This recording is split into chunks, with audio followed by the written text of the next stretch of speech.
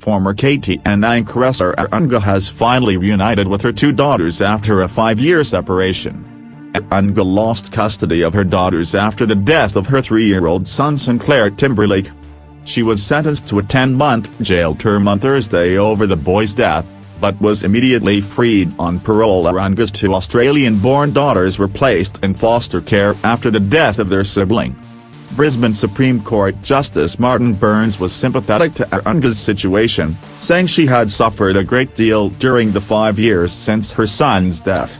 "You went from being a wife and a mother, who was at that time nursing a 6-month-old baby and who was otherwise trying to establish your young family in a new county, to losing your son, husband and daughters," he said.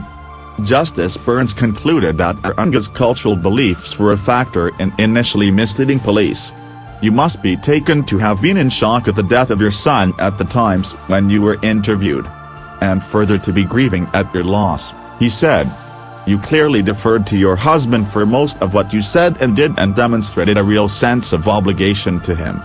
The former KTN anchor had on Monday pleaded guilty to being an accessory to murder after the fact to manslaughter.